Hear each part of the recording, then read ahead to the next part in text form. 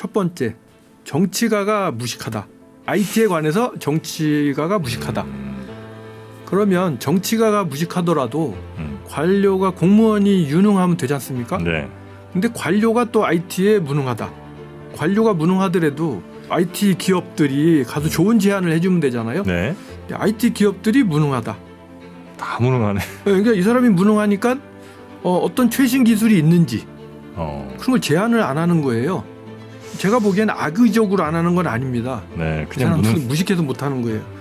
그러면 네. 국민이 똑똑하면 네. 1700개 지방자치단체의 어떤 전산 시스템 때문에 매년 4조 원에서 5조 원을 써요. 네. 근데 저렇게 4조나 쓰는데 네. 국민들이 화를 내야 되잖아요. 화를 안 내. 그게 국민들이 무지하니까 네. 국민들이 모르니까 화를 낼 도리가 없죠. 근데 거꾸로 국민들한테 전달해야 될 사람이 누구예요? 언론이잖아요. 네. 언론이 또 무지하거든요. 그러니까 이게 무지의 생태계가 딱 완성되니까 아무도 이런 목소리를 안 내는 거예요.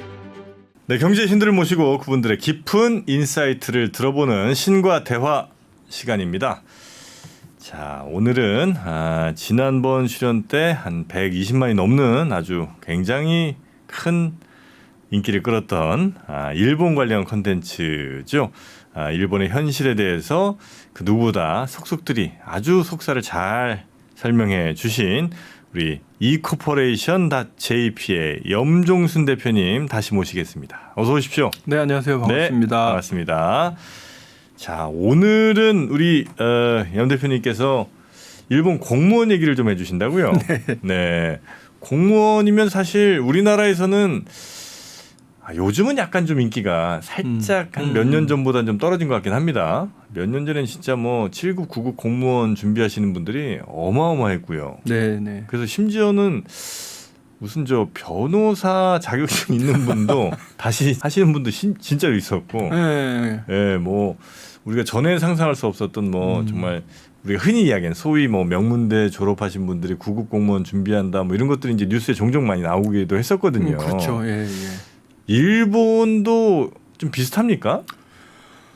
일본은 그렇게까지는 아닌 것 같고요. 아, 그래요? 한국은 일본과 좀 다르게 일단 청년 취업이 상당히 문제가 잘 되고, 되니까. 예, 그러다 보니까 예. 그 경쟁이 심하고, 예. 그 아까 말씀하신 것처럼 변호사가 된다고 해서 네. 변호사가 우리가 생각하는 것처럼 이렇게 호화찬란하게 살 수 있는 것만도 아니잖아요. 뭐 소수의 얘기겠죠. 그러니까 네. 그러다 보니까 어떤 의미로 보면 비정규직 근로자 아닙니까 변호사가.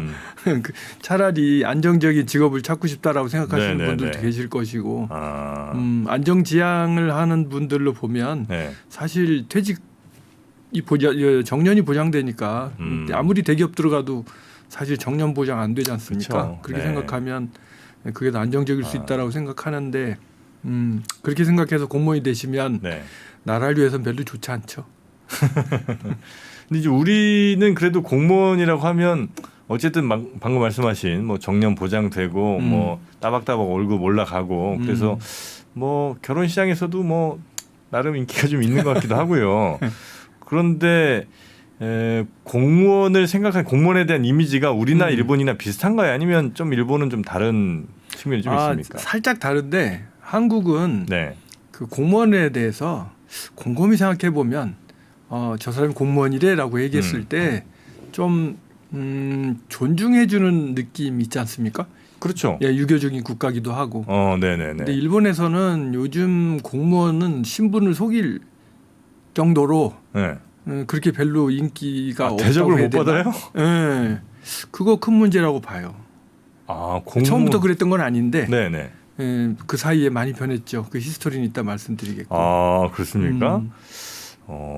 일단 공무원에 대한 인식이 이미지가 썩 안 좋아서 좋지는 않은. 그래서 공무원이라는 것을 굳이 네. 밝히지 않는. 그래요. 네네. 알겠습니다. 그럼 하나하나 뭐 일본 네네. 공무원 문화도 한번 좀 살펴보고요. 네네.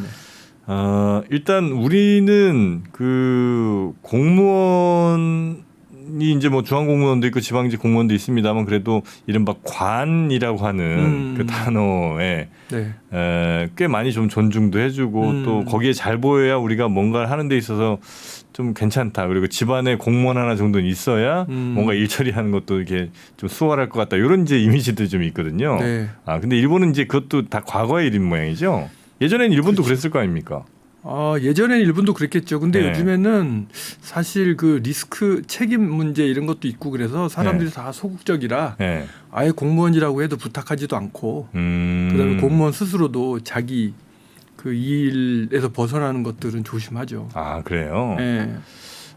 우리 같은 경우가 아무래도 조금 더 그러면 뭔가를 통해서 되는 일이 더 많아서 그런가? 그게 아마 우리가 상당한 그 오랫동안 네. 어떤 유교적인 국가의 틀을 유지해 와서 그런 게 아닌가 싶기도 해요. 그럼 일본 같은 경우는 젊은 분들이 좀 능력 있다 싶으면 공무원보다는 그냥 저 사기업이라든지 아니면 창업 뭐 이런 거 하는 경우가 많아요? 기본적으로는 네. 그 공무원이 되고 싶다라는 사람도 있잖아요. 성향이 난 네. 안정적인 게 좋아. 네. 근데 그런 공무원이 되고 싶다라는 사람의 그 비중이 범위가 한국처럼 그렇게 많지는 않고 그래요? 네, 그냥 일반 직장. 그리고 일본 친구들은 요즘 일본 친구들은 사토리 세대라고 해요. 사토리 세대. 네, 그 한자로 네. 그 달관하다 뭐 이런 뜻이에요. 네. 그래서 이미 그 친구들도 취직 빙하 시절을 지났고 뭐 그런 것 때문에 어떤 그 욕망이 절제된 세상 네, 이런 아이들을 사토리 세대라고 하는데 우리나라 삼포 세대하고 조금 비슷합니다. 결이. 네네네. 예를 들어서 저희 아들이 34인데 네. 이 친구가 25살쯤 됐을 때 예. 너 공부 제대로 해서 대학도 제대로 25살이 아니라 이제 20대 초반에 네네네. 공부 열심히 해서 좋은 대학 가야 네. 좋은 직장을 가고 특히 외국인인데 잘해야 되지 않겠느냐라고 얘기했을 때 그때 저희 아들이 뭐라고 얘기하냐면 왜 굳이 좋은 직장을 가야 됩니까? 안 그래도 먹고 살 수 있는데. 그러면 야 좋은 직장을 안 가면 그야말로 좋은 집에서 좋은 거 먹고 네. 이게 재밌게 그 가족들하고 지낼 수 없지 않냐 그랬더니 하는 얘기가 왜 반드시 좋은 집에서 살아야 되고 왜 반드시 좋은 것을 먹어야 되냐 그냥 자기 주제에 맞게끔 살고 편안하게 하면 마음 되지. 편하게 살겠다. 뭐 하다못해 편의점 가서 일하고 아르바이트해서 생활하는 거 그 자체도 그렇게 나쁜 건 아니지 않습니까? 이런 식의 얘기를 해서 제가 깜짝 놀란 적이 있거든요. 근데 그게 네. 어느 정도 많은 일본인들한테 네. 이 젊은 친구들한테 그런 생각이 있는 거 같이 보이고요. 그다음에 저도 기업을 하는 사람인데 네. 신입사원 채용해 봐도 그런 거 많이 느껴요. 열심히 해서 사장님도 잘 보여가지고 뭐 해보겠다 이런. 네, 우리 회사 이제 출세해보겠다 이런 생각을 출세해보겠다는 생각을 가진 친구들이 있으면 참 좋겠는데 거의 없다고 봐요 저는. 그게 이미 사회가 성장을 멈춘 지 한 30년 되고 이래서 그런가요? 그렇죠. 그 세계에서 네. 이미 아까 말씀드린 사토리 세대라는 게 생겨버린 거예요. 근데 잘 생각해 보시면 그렇잖아요. 뭐 그 양복을 사 입는다 그래서 네. 그게 300만 원짜리 양복이나 100만 원짜리 양복이나 뭐 그게 그렇게 그 자체로는 그죠. 근데 우리가 내가 좋은 걸 입었어라는 어떤 그런 것으로 남한테 뭐 내세우고 싶을 때는 그게 상당한 가치가 있지만 네. 옷으로의 그 가치를 보면 사실 안 그렇거든요. 뭐 10만 원짜리나 300만 네, 원짜리. 그러니까 남을 의식 안 한다면 네. 사실은 그것도 오를 수 있잖아요. 미니멈 생활한 사람들도 있고. 네네네. 네. 그리고 특히 일본의 경우에는 네. 우리나라에서는 일본 취직 잘 된다고 잘못 알려져 있는데 네. 우리나라도 일본처럼 하면 취직 잘 돼요. 무슨 뜻이냐면 네. 일본은 그 우리나라보다 더 먼저 비정규직이 엄청나게 늘어난 나라인데 일본은 비정규직의 원조예요. 우리나라가 그걸 보고 배웠다고 그래요? 저는 들었어요. 이명박 대통령 시절에. 네.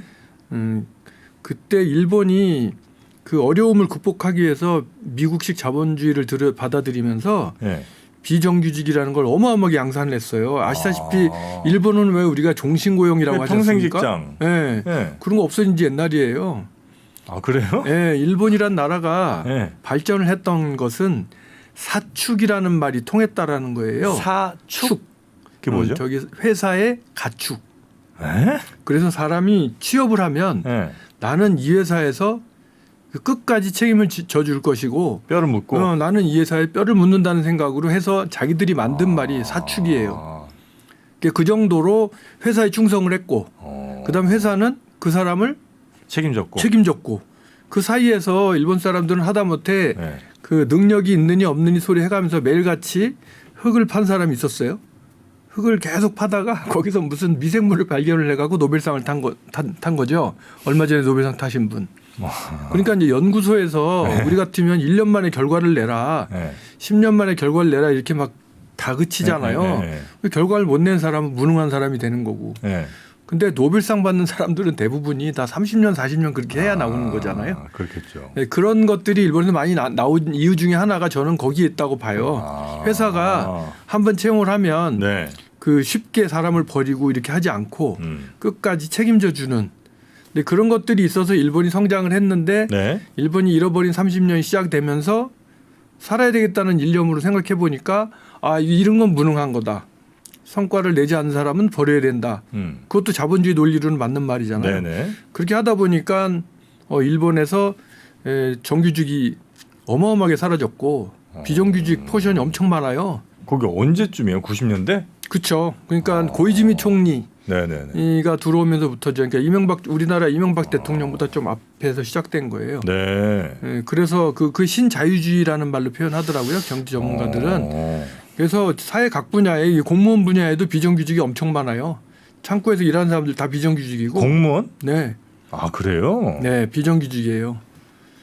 그래서 어마어마하게 그 일본 사회는 비정규직이 돼버렸고 그러다 네. 보니까 취업을 해도 이제 정규직을 가면 조금 난데 비정규직으로 가게 되면 소득도 낮아지고 그런 차원에서 이 사토리 세대라는 사람들이 완전히 이거는 내 힘으로 어떻게 할 수 없어. 난 여기서 버텨야 되고 이 사회를 즐겨야 되라는 생각을 하게 된 거죠. 근데 우리나라 친구들은 네. 거기에 대해서 어마어마 못 견뎌하고 뭔가를 해보려고 하잖아요. 그렇죠. 그러니까 더 스트레스 받고 더 힘든 것도 있어요. 그게 발전의 원동력이 되기도 하고 네네. 이 나라의 어른 중에 한 사람으로서는 그 친구들 보면 안쓰럽고 네네. 뭔가 해줄 수 없는 게 안타깝기도 하고 그런 마음이에요.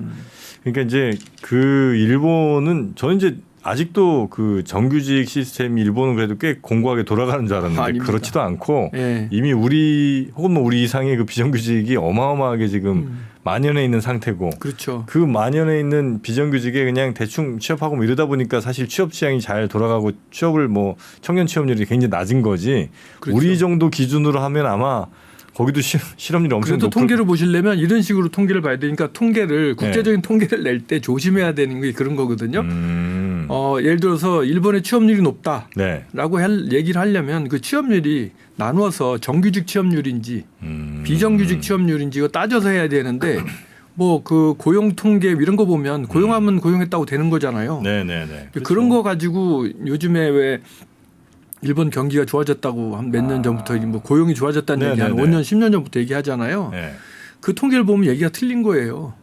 고용의 질은 전혀 좋아지지 않았죠. 그렇죠. 전 좋아지지 않았고 그 아이들 그 친구들의 인건비는 또 어마어마하게 저렴해요.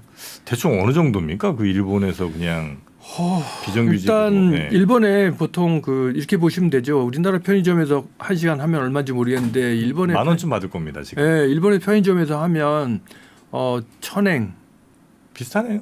천행인데 오늘 환율 보니까 800원이더라고요. 아 그래요? 830원이더라고요. 그러니까 천행 800행 천행 800행 뭐 이렇게 나오고 그 다음에 그 제일 많이 받는 게 좀 네. 돈을 많이 받는다고 하는 게 갈비집에서 일하는 거예요. 되게 뻑시다고 하더라고요. 식당 갈비집. 거기가 1,200원에서 1,200엔에서 1,500엔이라고 해요. 그러니까 이제 노동 강도에 따라 틀린데 그런 전체적으로 제가 봤을 때는 한국보다는 좀 높아요. 우리가 네. 판단하기에. 근데 일본 전체적으로 봤을 때는 그거 높다고 얘기할 수 없는 거죠. 만약에 이제 지금 말씀해 주신 게 지금 상황이라면 네.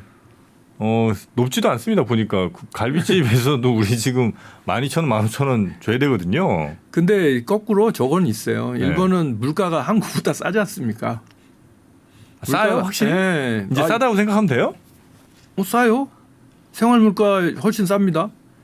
훨씬까지 갑니까? 네, 서민들 생활 물가는 한국이 더 싸요. 그러니까 일본이 이제 일본이 더 저렴해요. 하다못해서 네. 일본의 샐러리 뭐 많은 샐러리맨들이 다 도시락을 사 먹는데 네. 그렇죠. 도시락이 보통 500엔 전후예요. 아 5천 원 왔다 갔다 해요? 네. 그 일본에서 샐러리맨들이 많이 먹는 게 우동. 네. 점심으로 많이 먹는 게 우동. 그다음에 요시노야라고 해서 그 고기덮밥 유명하잖아요. 네. 요시덮밥 그게 요시노야가 370엔에서 500엔, 600엔 사이니까. 아, 그 편의점에서 파는 도시락? 아니 요시노야라고 네. 왜 이렇게 돼 있고 이제 고기 밥에다가 고기 탁 덮어갖고 주는 일본의 아주 유명한 그 식당에서 체인이 주는 겁니까? 네, 식당. 근데 그게 얼마예요? 그게 뭐 500엔, 600엔 그 사이예요. 그럼 4, 5천 원이에요 지금 환율로? 그렇죠. 식당에서? 또 4, 5천 원, 그렇죠. 지금 환율로 보면. 식당 4, 5천 원짜리 밥 없는데 우리? 그러니까 이제 식당도 지금 얘기한 그 패스트푸드 요시노야처럼 그 저렴하기로 유명한 고기덮밥집 이런 데는 그 정도 하는 거예요. 그다음에 스시. 네. 네, 스시도 보통 초밥이라고 그러나요? 스시 그 생선 덮어진 거 그게 네. 뭐 한 5, 6개 이게 돼 있는 거는 런치 타임. 네. 점심 때 가면 700엔, 800엔, 900엔, 1000엔 뭐 이런저리예요. 10,000원 안쪽에 다. 그렇죠. 10,000원 넘어 1000엔 넘어가면요 나름 비싼 거예요. 뭐 저는 이제 여의도 기준 말씀드리면 네. 10,000원짜리도 사실 많지도 않아요 요즘. 거의 뭐 12,000원, 15,000원짜리가 와. 제가 얼마 전에 그 기사가 난 게 있는데 네. 저희 회사가 네. 일본에 있는 IT 전문 학교하고 네. 그다음에 한국의 무역 협회 하고 그 MOU를 맺었어요. 네. 무슨 MOU를 맺었냐면 일본의 젊은이들한테 네. 한국어와 IT를 가르쳐서 네. 한국으로 취업을 시키기 위한 그 사업을 시작했거든요.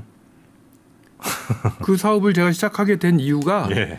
한국이 물가가 더 이게 일본이 더 물가가 더 싸고 네. 그다음에 이 친구들이 아까 말씀드린 것처럼 자기들이 원하는 자리에 취업하기 힘든 거예요. 네. 그래서 한국으로 보내면 뭐 물가 예전에는 뭐 저거 했다 그러지만 일단 비슷할 테고 예. 그래도 좀 뭐 좀 보전해 주면 되겠다 싶어서 그 사업을 시작했다니까요. 올 사람 젊은이들이 꽤 있을까요? 아 제가 판단한 경우는 네. 지금 한류 붐이 상당히 젊은이들 사이에 한류 붐이 있기 때문에 한국어 능력 시험을 보는 친구들이 매년 이렇게 늘어나요. 올해는 좀 정체가 있었는데 거의 이렇게 많이 늘어납니다. 그러니까 이제 그 친구들이 제가 그랬듯이 한국어를 배우고 싶으면 네. 그렇게 좋아하면 한국 가보고 싶잖아요. 네. 저도 일본어를 배우면서 일본 가보고 싶어서 오늘이 있는데 그럼 일본 가서 살아보면 제일 좋잖아요. 네. 살 수가 있습니까? 직장을 다녀야 살지. 그래서 그런 한국에 직장을 만들어주면 좋겠다라는 생각이 하나. 그다음에 일본에는 우리나라 그 디지털 단지나 네. 판교에 있는 네. 소위 저런 그 벤처 기업이 일본에는 거의 없거든요. 별로 없어요. 네네네. 별로 없다 보니까 이 친구들이 다 그냥 그 코딩하는 직장으로 간단 말이죠. 네네네. 그러니까 그런 삶이 아니라 영화에 나온 스타트업 같은 그런 걸 해보고 싶은데 좀 다이나믹하게 없잖아요. 네. 그러니까 한국에 오면 많지 않습니까? 그래서 이제 그런 두 가지 한국어를 배우고 싶어하고 그런 한국의 활력 있는 IT 기업에서 취업하고 싶어하는 애들이 충분히 있을 거다. 좀 고생하더라도. 네, 근데 그 친구들이 결국 제 생각에는 이 다음에 일본으로 돌아가서 우리의 수출 전사도 돼줄 것이고 한일 간의 가교도 돼줄 것이니 좋겠다라고 해서 그 사업을 시작했는데 이것들이 한일 간의 물가, 생활 물가라든지 이런 걸 비교해서 그렇게 되는 거예요. 네, 그 홍대 쪽에 가면 그 아오이토리인가 하는 빵집이 하나 있는데. 네. 그 좀 나름 유명한 집입니다. 그 일하는 분들이 다 일본 사람이에요. 한 67분 정도 아마 되시는 것 같은데 뭐 빵 만드시는 하여튼 남성분들 또 이렇게 뭐 서빙하시거나 뭐 이런 여성분들 다 한 67분 이상 되시는데 전원 다 일본 젊은 분들이에요. 그래서 이분들은 일본의 인건비 쌉니다. 지금 예를 들어서 대졸 신입사원인 경우에 저 회사가 연간 300만엔에서 320만엔 사이거든요. 연봉? 그러면 세전? 네, 세전. 그럼 3,200만 원 정도 되는 거죠, 일본에서. 근데 한국에서 제가 직원을 뽑아서 데려가려고 해도 데려갈 수가 없어요. 왜냐하면 이제 제가 물가를 싸다고 얘기해도 한국에서 보면 물가가 비싸다는 생각이 있잖아요. 한국보다 훨씬 더 받아도 일본은 물가가 비싸다는데 이렇게 생각하시는데 아닙니다. 예를 들어서 한국에서 3천만 원을 받고 산다. 일본에 3천만 원 받고 산다라고 생각했을 때 제가 보면 일본이 더 풍요롭게 살 수 있어요. 삶의 질이 훨씬 낮군요. 네, 왜냐하면 예를 들어서 아까 말씀드린 것처럼 일단 도시락 밥값 싸지, 옷값 싸지. 마트 가도 싸죠 거기가. 그러면 싸죠. 그런 것 같아. 마트는 진짜 우리나라 너무 비싼 것 같아. 뭐 예쁘게 많이 잘 꾸며놓긴 했는데 계란이며 우유며 하여튼 치즈 이런 건 너무너무 비싼 것 같아요. 그렇죠. 근데 이제 딱 하나 비싼 게 교통비가 비싸요. 일본. 택시비, 지하철비 네, 비싸죠. 비싼데 중요한 거는 일본의 모든 직장은 기본적으로 통근비는 회사에서 다 대줍니다. 그래요? 네, 그래서 먼 데서 다니는 직원은 사장이 곤란해요. 왜냐하면 그거를 멀다고 안 줄 수는 없거든. 통근비는 무조건 지급이에요? 네, 거의 무조건 지급이에요. 그래서 지하철비. 네, 그래서 그 채용할 때 집이 멀다라는 이유로 거절하면 안 된다고 해서 다른 이유로 빙빙 돌려서 가깝게 있을 수 있도록 하거나 아니면 안 뽑아야 되는데 신간센 타고 다니는 사람도 있어요. 그러면 신간센 통행비가 그 돈 대줘야 돼요? 그럼 대줘야 되죠. 다들 대줘요. 그래서 이제 아예 이제 신간센 타고 다니는 사람은 다른 이유로 안 뽑죠. 근데 대기업들은 뽑더라고. 네. 능력 있거나 하면. 네. 근데 이제 오늘 또 우리 대표님 모시고 꼭 좀 들어야 되는 게 이게 우리나라와 그때도 잠깐 언급을 해주셨습니다만 일본의 그 정보화 차이가 엄청 많이 나는 것 같더라고요. 네. 우리는 이제 굉장히 빨리빨리 좀 바뀐 편이고 일본은 뭐 어떤 분야는 굉장히 빨리 간 것 같은데 또 어떤 분야는 한 몇십 년 뒤에 있는 것 같고 당연히 이제 공무원들이 뭐 행정 처리하는 거 이런 것들도 어마어마하게 늦은 분야가 또 있겠죠. 어마어마하게 늦죠. 제가 지금 저는 그 오사카 일본의 오사카라는 지방이 있잖아요. 네네네. 오사카 부가 있고 오사카 시가 있어요. 오사카 부는 우리나라 얘기하면 저 광역자치단체, 경상남도, 그다음에 이제 부산시 이렇게 되겠죠. 저는 이제 소위 경상남도 오사카 부에 특별 고문을 하고 있어요. IT 담당 특별 고문인데 지금 제가 하는 일이 오사카 부의 전자정부 시스템을 쇄신하는 일이거든요. 근데 너무 힘들어요. 공무원들이 안 바뀌고 사람들이 안 오네요. 원치 않아요? 원치 않고 그다음에 또 지식이 없어요. 이게 무지하다 그러면 이 무시하는 말이 돼서 조심스러운데 ICT에 너무 무지하시고 뭐 재교육 이런 것도 안 합니까? 없어요. 그러니까 기본적으로 일본의 경우에 전자정부가 제대로 될 수 없었던 이유를 정리해드리면 첫 번째 공무원 중에 IT 전문가가 없어요. 직종 자체가 없어요. 근데 대한민국은 IT 직종이 있거든요. 서울시만 해도 서울시 본청하고 각 구청 다 합쳐서 한 3-4천 명 되거든요. 그래서 이 전산직 공무원들이 있어서 전산직 공무원들은 이 보수 교육도 받고 해서 제가 상대해 보기를 상당히 유능합니다. 업체하고 뭐 맞짱 뜰 정도로 똑똑해요. 근데 일본은 전산직 공무원이라는 직제 자체가 없어요. 그러다 보니까 뭐 명함 교환을 했는데 뭐 전산과 과장이다 뭐 이렇게 돼 있잖아요. 그분이 그건 전산에 대해 아실 것이냐 아니거든요. 제네랄리스트라 그냥 여기저기 돌아다니다 오시는 거일 뿐이에요. 자리 옮기면서 그냥 이번엔 전산과 다음엔 뭐 무슨 보훈과 이런 데 가고. 이게 이제 왜 이렇게 됐냐면 일본이 전산안 먼저 시작한 거예요. 주민등록 전산을 먼저 시작했고. 일본이? 그래서 우리나라부터 선진국이니까. 뭐 그랬겠죠. 40년쯤 전에 애들은 주민등록 전산을 시작한 거예요. 그래서 전산을 했어요. 근데 그게 이제 우리 요즘에는 뭐 볼 수 없지만 예전에 메인프레임 컴퓨터라 그래서 대형 컴퓨터가 있었어요.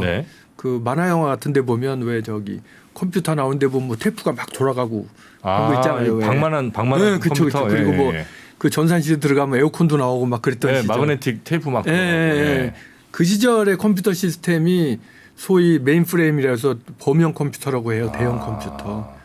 그것을 먼저 일본이 이제 IBM에서 기술을 카피해가지고 후지츠 히다치가 NEC가 그걸 만들었죠. 그래서 그걸 전국에 팔았을 거 아닙니까? 그래서 그때 당시에 그 컴퓨터에서 돌아가는 프로그래밍 언어가 코볼이라는 언어예요. 코볼 오랜만에 들어보셨죠? 들어본다. 코볼. 젊은 친구들은 들어본 적이 없을 건데. 코볼 씨뿔뿔 뭐 네. 어쩌고 뭐 있었던 거. 그렇죠. 예. 근데 일본 사회에서 예. 공공기관하고 저 민간 업체, 예. 그죠? 뭐 은행 포함해서의 기간 시스템의 60%가 코볼로 돼 있어요.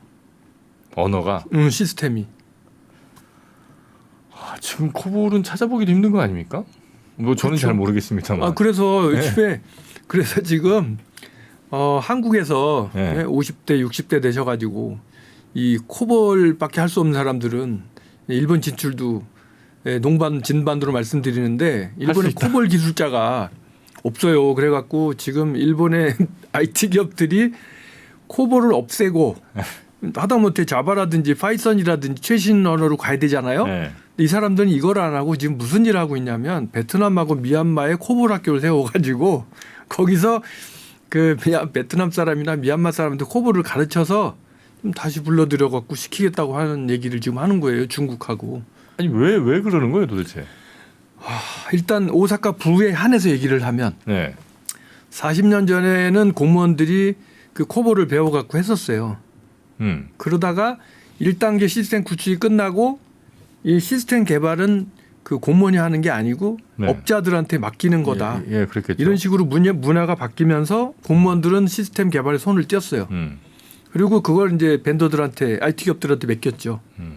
그랬는데 한 시스템을 만들어 놓고 그거를 5년, 10년 IT 벤더들이 유지보수하면서 애들이 이제 코볼의 전문가가 됐을 거 아니에요. 네.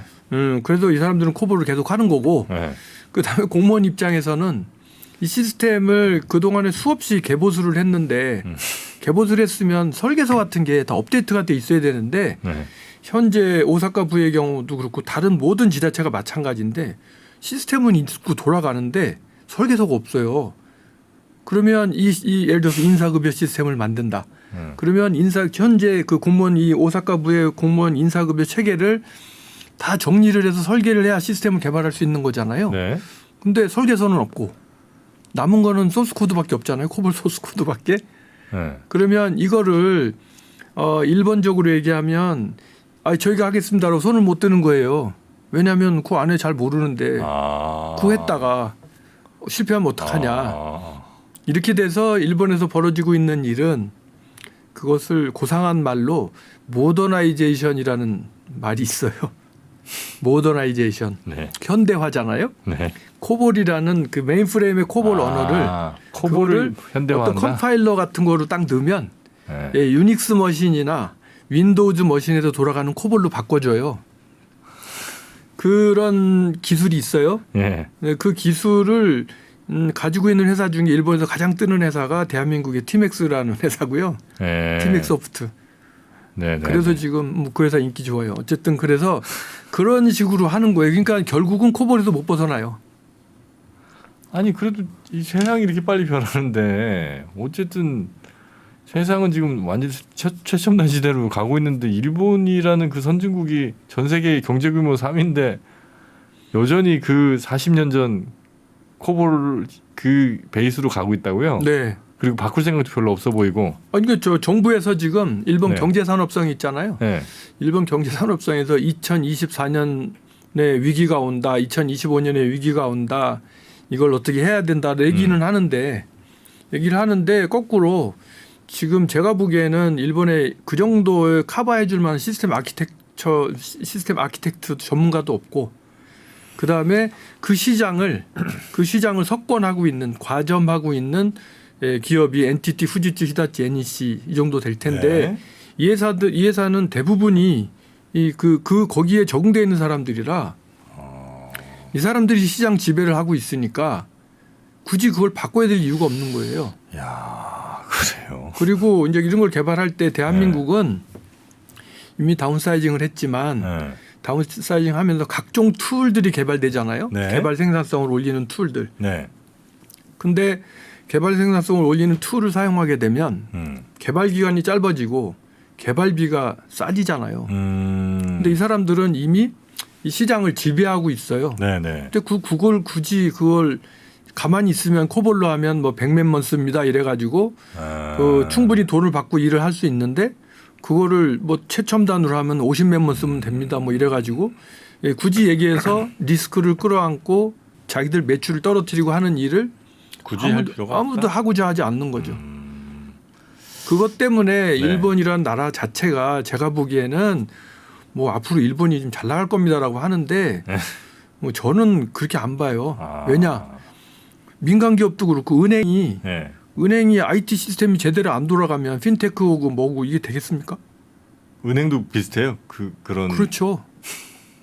그래서 지난번에 그 일본의 대한민국의 벤처 기업들이 몇 개 모여서 일본은 히다치라는 회사하고 일본은 제일 큰 손해보험 재팬이라는 회사의 보험회사 거기 시스템 다운사이징을 하는데 한국 기술들이 들어가서 그걸 했잖아요. 일본에는 없어요 그런 기술이.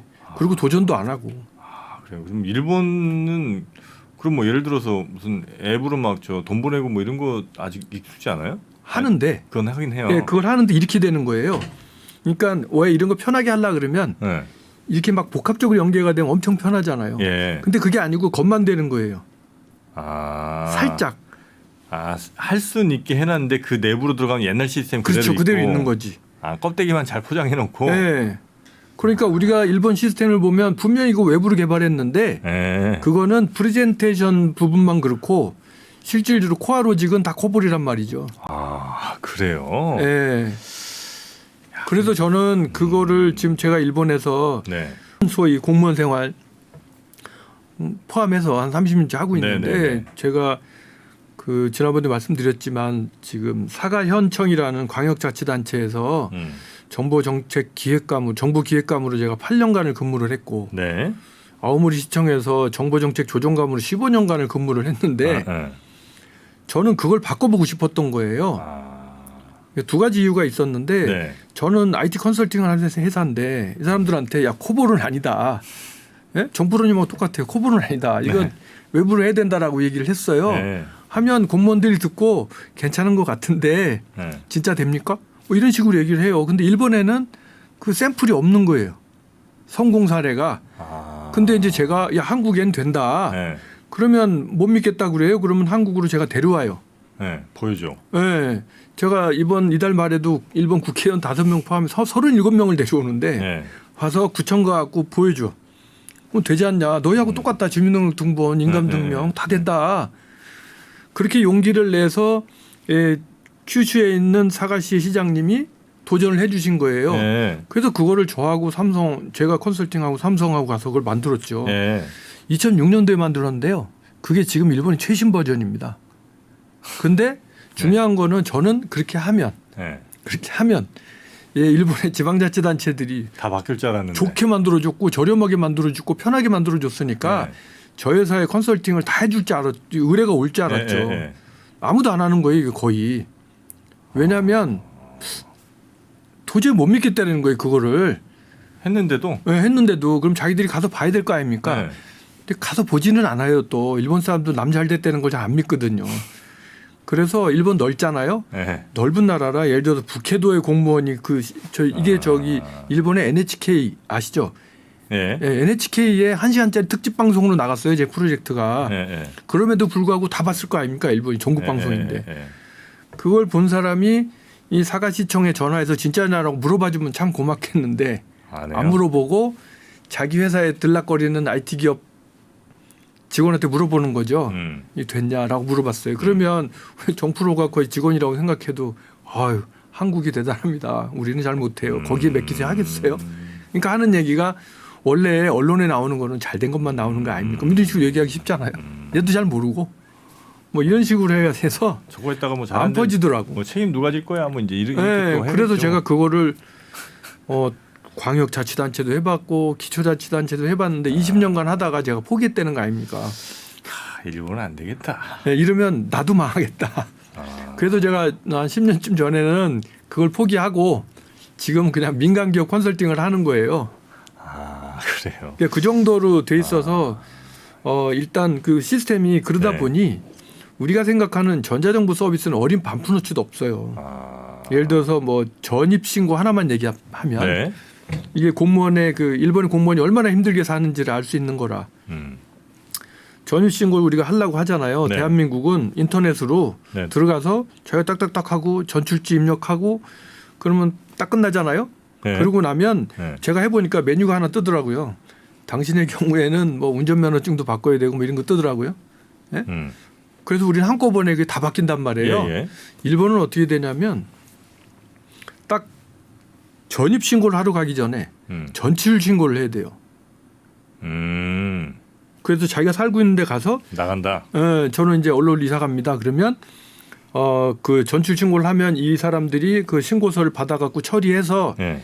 이거를 전산적으로도 일부는 처리하지만 네. 우송을 해요. 이제 전입지로. 네. 그러면 이제 뭐 한 3, 4일 뒤나 일주일 뒤에 제가 가야 되겠죠? 예. 그럼 전입지에 가서 저 새로 전입한 사람들 전입 신고서 뭐 이만한 용지에 잔뜩 써야 돼요.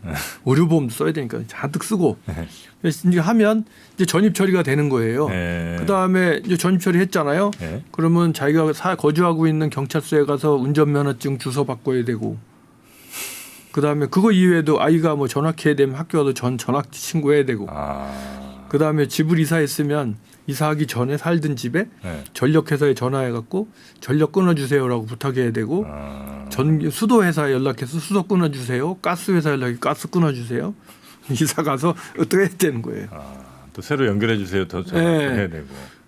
뭐 이런 일들을 해야 되니까 그 민원인 입장에서도 되게 불편하지만 공무원들 입장에서는 일일이 그거 다 받아줘야 되는 거 아니에요. 다 일인데 그게. 다 일이잖아요. 네. 그럼 경찰서도 이 일을 해줘야 되고 이런 일들이 지금 일본은 왜 이렇게 됐냐? 네. 결국은 그 메인프레임의 코볼 그 아키텍처 자체가 네. 연계하기 힘든 거거든요. 시스템 연계하기가 힘든 거예요. 뭐 그렇겠죠. 네, 그래서 세상은 클라이언트 서버로 다운사이징을 했고 그 뒤에 외부로 다운한 거거든요. 물론 비용도 저렴해지만 네트워킹도 되고 이런 것 때문에 한 건데 그게 안 되다 보니까 지금도 다 메인프레임의 코볼이 버티고 있다 보니 그걸 억지로 연계를 하려고 하다 보니까 쉽지 않죠. 그게 혹시 뭐 보안을 위해서 일부러 이른다 이런 그건 전혀 아닙니다. 전혀 아니고요. 네. 야, 공무원... 당연히 근데 지금 네. 말씀하신 것처럼 네. 인터넷에서 독립돼 있으면 세큐리티는 나름 괜찮잖아요. 그렇죠. 근데 우리가 착각하고 있는 게요. 네. 이 개인정보 유출 이런 거는요. 인터넷으로 해킹당해서 유출되는 것보다 누군가가 가서 직접 USB로 뽑아갖고 가는 게 가장 많습니다. 아 그래요? 그건 뭐 영화에서나 보는 얘기고 텔레비전 보는 얘기인데 그리고 뭐 영화에 보면 해커가 막 인터넷으로 해갖고 하잖아요. 네. 있죠. 있는데 대부분은 인적 사고입니다. 그 일본의 공무원 조직이 그렇게 안 바뀌는 건 위에 정치가 그대로라서 그렇습니까? 아니면 뭐 이유가 뭘까요? 일단 저는 그 일본의 전자정부에 한해서 말씀을 드리면 네네. 일본의 전자정부가 구축이 안 되는 이유 중에 하나가 저는 이렇게 얘기해요. 첫 번째 정치가가 무식하다. 그러니까 IT에 관해서 정치가가 무식하다. 그러면 정치가가 무식하더라도 관료가 공무원이 유능하면 되지 않습니까? 네. 근데 관료가 또 IT에 무능하다.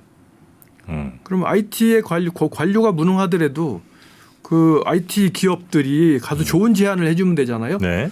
근데 IT 기업들이 무능하다. 다 무능하네. 그러니까 이 사람이 무능하니까 어떤 최신 기술이 있는지 그런 걸 제안을 안 하는 거예요. 제가 보기에는 악의적으로 안 하는 건 아닙니다. 네, 그냥 무식해서 못 하는 거예요. 그러면 네. 국민이 똑똑하면 네. 지금 그 전자정부 그래도 일본이 지방자치단체가 1,700개인데요. 네. 1,700개 지방자치단체의 어떤 전산 시스템 때문에 매년 4조 원에서 5조 원을 써요. 네. 근데 대한민국은 제가 장담컨대 4천억 원도 안 쓸 겁니다. 4천억 원이 아니라 1,000억도 안 쓸 거예요. 진짜입니다. 저 전문가잖아요. 네네. 근데 저 4조 저렇게 쓰는 4조나 쓰는데 네. 4조나 쓰는데 국민들이 화를 내야 되잖아요. 화를 안 내. 그 국민들이 무지하니까 네. 국민들이 모르니까 화를 낼 도리가 없죠. 근데 거꾸로 국민들한테 전달해야 될 사람이 누구예요? 언론이잖아요. 네. 언론이 또 무지하거든요.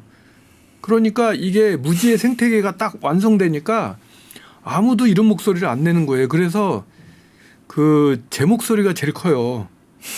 그래서 일본에 그 제가 대한민국은 별로 안 유명하지만 예. 일본어로 제 한자 치시면 전자정부에 관련해서 어마어마하게 나오는데 네. 일본 아마존에서 제 이름을 치시면 전자정부로 제 책이 3권 나오거든요. 근데 일본의 그 일본인 교수나 일본인 유식자들이 쓴 책은 3권 정도 낸 사람은 없어요. 그러니까 다 전체적으로 대학 교수도 무지하시고. 이 일본 최근에 막 주가 막 그 니케이 225 뭐 30몇 년 만에 최고치 뭐 이렇게 지금 막 나오면서 네. 야 일본이 지금 다시 뛰나 다시 바뀌나 이제 30년 잃어버린 거 다시 되찾나 이제 이런 생각들을 하신 분들도 꽤 있거든요. 네. 아니군요. 그거 단적으로 얘기할 수는 없는데 네. 저는 이제 일본에 사는 사람이고 네. 일본에서 죽을 사람이니까 네. 일본도 잘 됐으면 좋겠어요. 네. 그래서 그러기 위해서 저도 열심히 일본에서 활동을 하는 거거든요. 네. 물론 그게 이제 한국의 보탬도 되고 하니까 하는 건데 저는 그분들 생각하는 거하고 좀 달라요. 그래서 우리가 일본이 회복하고 있느냐 아닌가를 뭘로 판단해야 된다고 보냐면 네. 주가 갖고 판단하시면 안 된다. 뭐냐면 일본에서 주식 투자를 할 수 있는 사람은 정해져 있어요. 돈 있는 사람밖에 못 합니다. 국민들은 안 해요? 국민들은 주식 투자할 돈이 별로 없어요. 저축 엄청 많이 하고 뭐 그러잖아요. 그거는 네. 어른들 얘기예요. 그러니까 버블 이전에 지금은 얘기하면 이게 단가이 세대라고 해서 베이비붐 세대 있잖아요. 이분들은 자산이 많습니다. 네. 그리고 이분들은 연금도 세요. 근데 그게 그 밑으로 내려오면서 연금도 깎이고 급여도 깎이고 하면서 이 젊은 그 밑에 사람들은 그렇게 돈이 많지 않아요.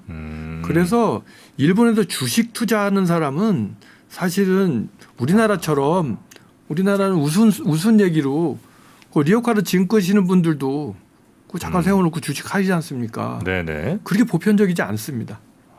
그래서 주가가 올라가면 일본 경기가 좋아진다고 생각하시면 오산이라고 봐요. 왜냐하면 주식 투자를 해야 주가가 오르면 내 주머니가 불룩해지는데 그렇죠. 주식하고 전혀 관계없는 사람들이 더 많으니까. 그래서 소비가 활성화되려면 이제 이분들은 주식하시는 분들은 돈을 많이 버니까 뭐 호화찬란하게 살아요. 그죠? 뭐 진짜 슈퍼카도 사고.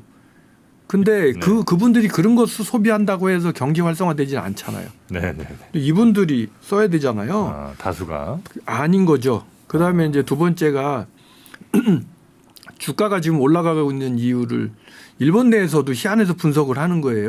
그래요? 네, 그래서 뭐 지금 막 이틀 단위로 한 번씩 나와요. 일본의 그 증권 전문가들이 스스로가 왜 올랐나? 네, 이게 진짜 믿어지지 않을 정도로 올라가고 있거든요. 네. 근데 일단 베이스에 깔린 게 그 일본 정부가 취하고 있는 양적 완화라는 정책 이것 때문에 첫 번째로는 일본은행이 그 일본 대기업의 상장사 주식의 40%인가를 갖고 있다고 하잖아요.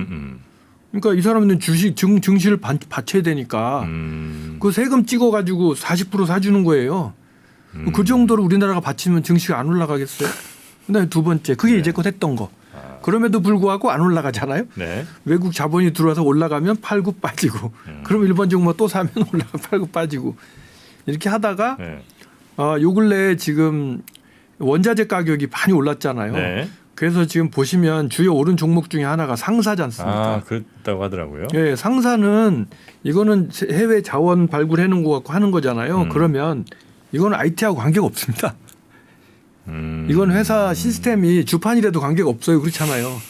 그러니까 여기 주식은 올라가죠. 그러니까 보셔야 될 것은 첨단 IT가 IT 중에서도 제가 말씀드린 IT는 하드웨어 이런 거 말고 네네. 하드웨어는 일본이 잘 나가니까 네. 반도체 장비나 이런 거는 뭐 지금도 잘 나가니까 그거 말고 예를 들어서 뭐 핀테크라든지 AI라든지 이런 쪽으로 해서 잘 나가는 기업이 있는가 그건 보시면 그게 없다고 하면 우리가 상식적으로 4차 산업혁명 시대에 어느 분야가 기본적으로 IT가 받쳐주지 않고 살아날 수 있겠는가라고 생각하시면 장기적으로 갈 수 있는 게 아니라는 거죠. 그래서 아까 말씀드린 정부가 받쳐주는 거 그다음에 특정 업종이 요즘에 분위기 타서 그렇다는 거 그다음에 워런 버핏이 산 것도 그거지 네네. 않습니까? 상사주들 샀다고. 예. 그래서 워런 버핏이 얘기한 게 그런 거잖아요.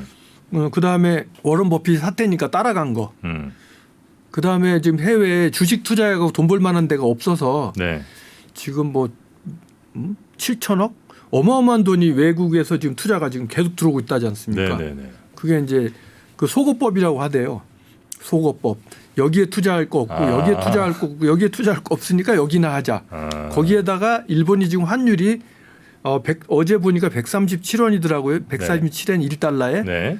그러니까 그 달러 환산으로 봤을 때는 이게 주식이 엄청 싼 거예요. 그래서 들어왔다라는 것하고 해서 한 6가지 내지 7가지가 되더라고요. 네네네. 근데 증시가 올라갔다고 해서 일본 국민들의 삶이 윤택해지진 않고 그다음에 오히려 자원 가격이 올라갔기 때문에 그 물가는 좀 올라갔어요? 물가도 올라가고 회사에 있는 사람들은 좋겠지만 서민들은 급여는 안 오른 상태에서 기름값이 왕창 오르고 그다음에 일본의 식량 자급률이 20%밖에 안 돼요.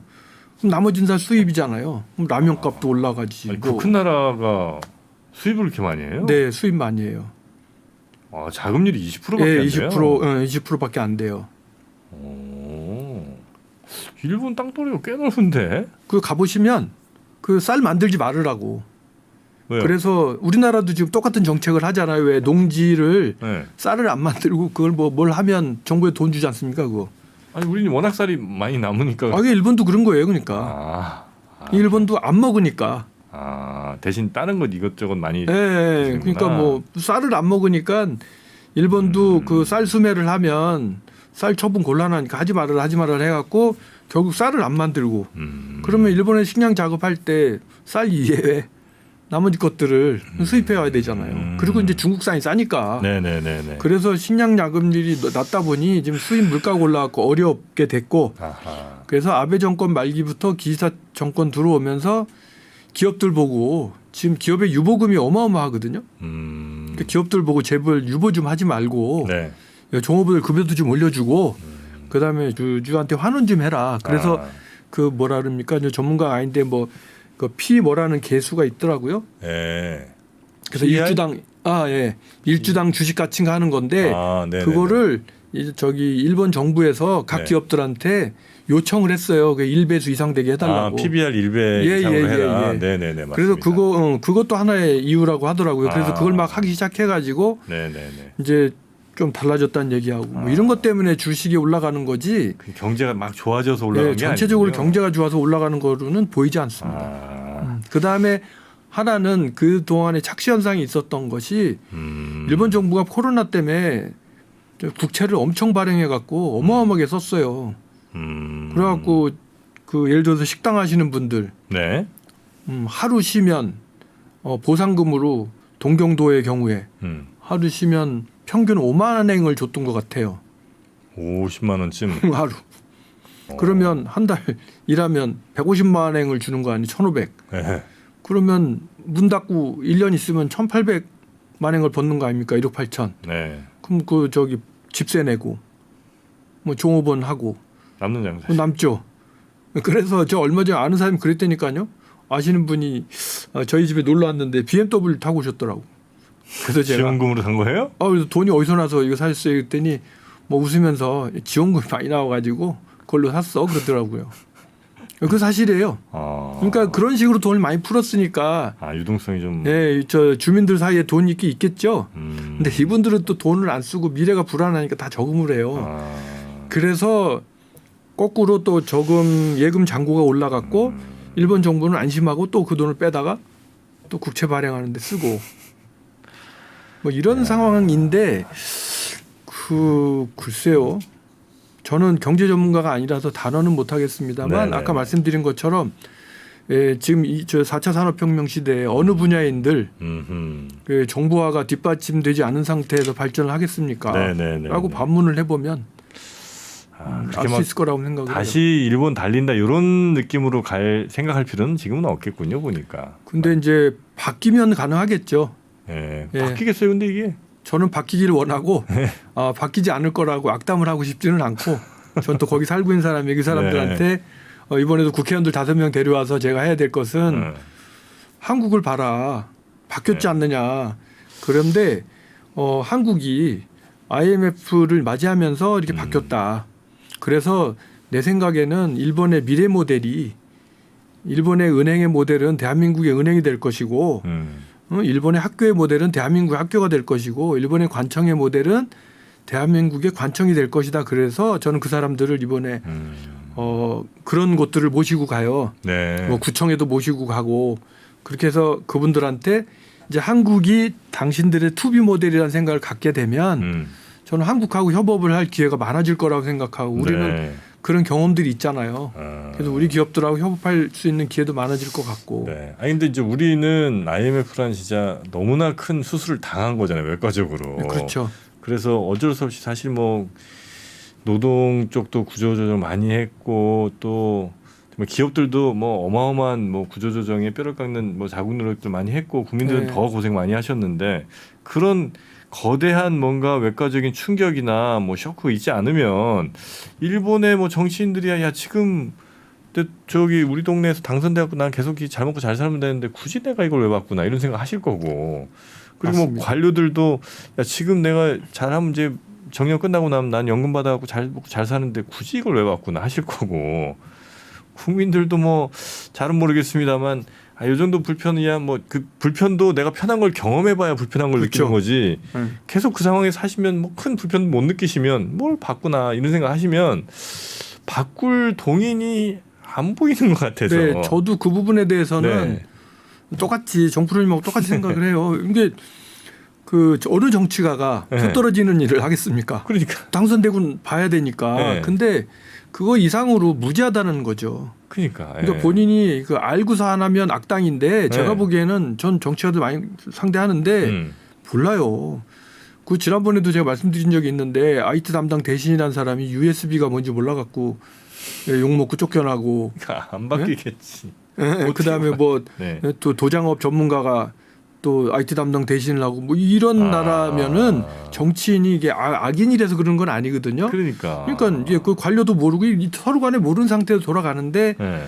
결국은 제가 그때 그런 얘기를 이제 그런 생각을 해요. 네. 결국 1차 산업혁명의 승자는 영국이었는데 그 2차 산업혁명의 승자는 영국이 아니고 미국이 되잖아요. 네. 1차가 증기기관, 2차가 전기니까 그 왜 1차에서 승리한 영국이 지는 영국이 되고 뜨는 미국이 됐겠습니까?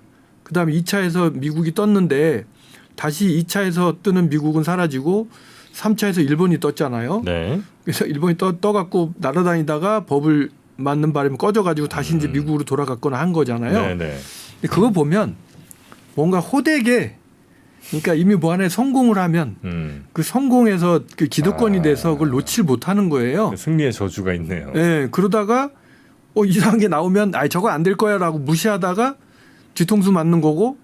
근데 그거를 보면서도 그럴 수밖에 없는 거잖아요. 근데 대한민국도 사실은 물론 저는 한국 사람이니까 한국 사람 나름 우수하다 유능하다라는 얘기를 하고 싶지만 그걸 떠나서 우리가 IMF라는 위기가 없었다면 우리가 관공서가 공무원이 30% 해고당하는 이런 불행한 일이 없었다면 공무원들이 그 일하는 방식을 바꿔야 되겠다는 생각을 절실하게 했겠으며 그렇겠죠. 정치가들도 마찬가지고 다 마찬가지잖아요. 그런 네네. 측면에서 정프로님 말씀하신 것처럼 제 생각도 이거 어느 혁명적인 정치가가 나타나서 온몸을 불살라가면서 네. 국민 여러분 이해 안 됩니다라고 누가 얘기해 주지 않는 한 힘들 거라고 생각하고 제가 아까 말씀드린 것처럼 저라는 사람이 일본 그 IT 광야에서 광역자치단체에서 8년, 기초자치 13년 그러면서 그 제가 일한 곳은요 일본에서 어마어마하게 보도됐어요.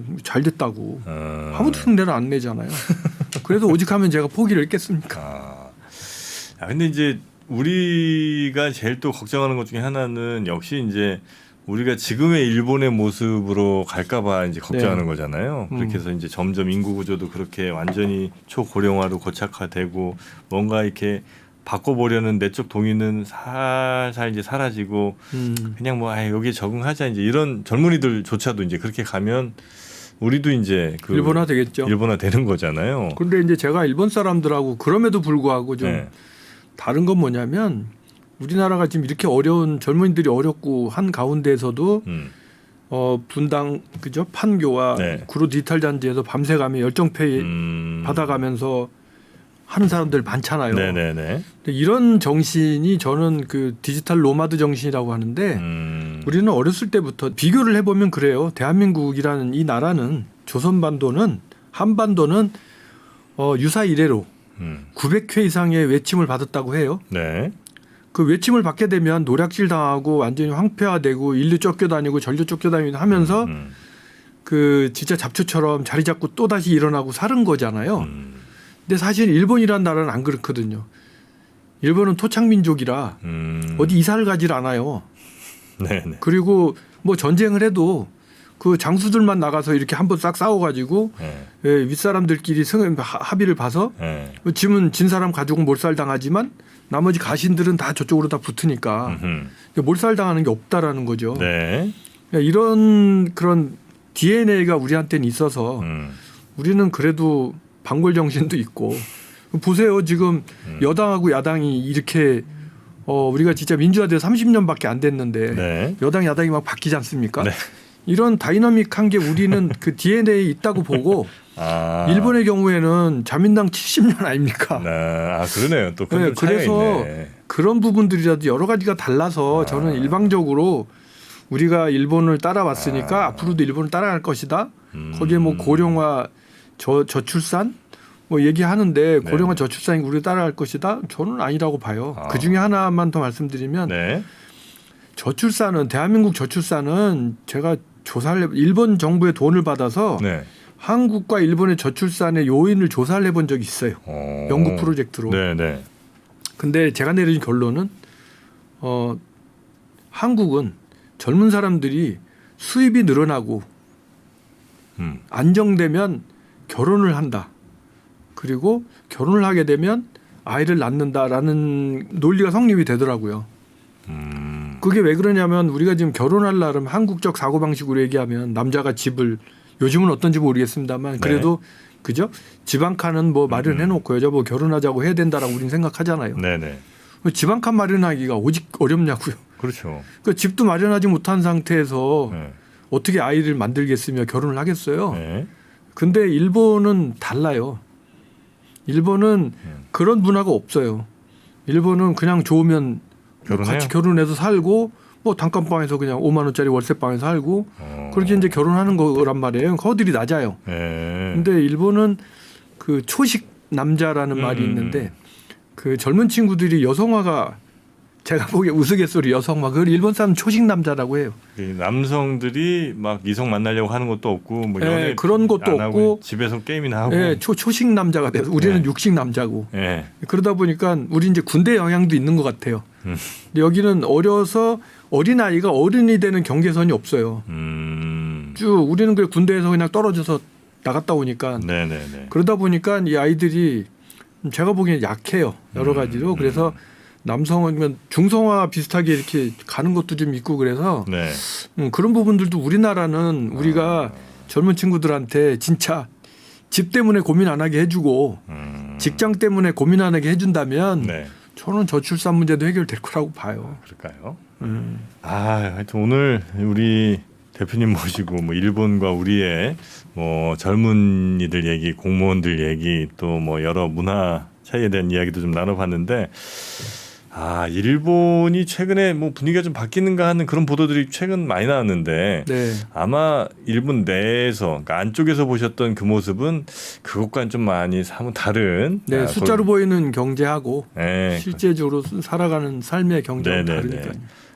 그런 말씀 좀 해주시네요. 저희가 일본 그래서 이제 지금 요즘 일본 주식 투자할까 뭐 이런 분들도 많은데 생각해 보니까 그거는 단기적으로 오른 것이지 장기적으로 계속 상향되려면 경제가 기초가 탄탄하고 펀더멘털이 있어야 이제 가는 건데 그렇게 가지는 못하겠네요. 네, 제가 모처럼 3%에 왔으니까 제가 들은 팁을 하나 말씀드리면 제가 오기 전에 일주일쯤 전에 일본 정부의 자민당 중진 의원하고 이제 이 경제에 밝은 분하고 식사를 할 자리가 있어가지고 제가 이 상황을 물어봤어요. 네네네. 그랬더니 증시가 오른 이유는 우리가 제가 말씀드린 한국에서 추측하고 있는 일본 정부 매스컴이 얘기하고 있는 이유하고 똑같고 그렇기 때문에 왜 해외에서 네. 소고법에서 일본 시장이 아니래도 되겠다라는 원칙이 그 시장이 생길 거 아니에요? 그럼 바로 그러면 간다. 외국 자본은 다 빠져나갈 거고 그렇게 되면 이제 나머지 요인들밖에 없는데 거기서 워런 버핏이 또 빠져나가고 이렇게 되면 기초적인 체력은 없고 그래서 이분 얘기하시기를 11월 달 정도 되면 실망해서 빠질 거다라고 얘기를 그래요? 하셨어요. 그래서 구체적으로. 구체적으로 그래서 네. 제가 정확하게 이름 얘기 못 하고 네. 그래도 저도 지금 11월 달에는 정리를 해야 되겠다. 아 그렇습니까? 네. 자 오늘 투자하시는 분들 가운데 혹시 일본 쪽으로도 하시는 분들도 소수긴 한데 계시긴 한 것 같더라고요. 그래서 이런 것도 잘 참고하시고요. 뭐 물론 이제 이 얘기대로 간다는 건 아니고 그런 그럼요. 의견을 갖고 계신 분도 있다는 말씀이니까요. 네네. 자 오늘 역시 오늘도 뭐 일본 얘기는 뭐 전혀 하지도 못했네. 일본 우리 대표님과 얘기하면 항상 재밌습니다. 새끼로 빠져요. 네, 근데 그 새끼리 항상 그 새끼로 갔는데 거기가 아주 좋은 정원이 나오는 이런 느낌이랄까요? 그래서 오늘도 아주 재밌었고요. 네. 이코퍼레이션 JP의 염종순 대표님이었습니다. 다음 시간에도 재미있는 일본 얘기 더 부탁드리겠습니다. 고맙습니다. 네, 고맙습니다. 감사합니다.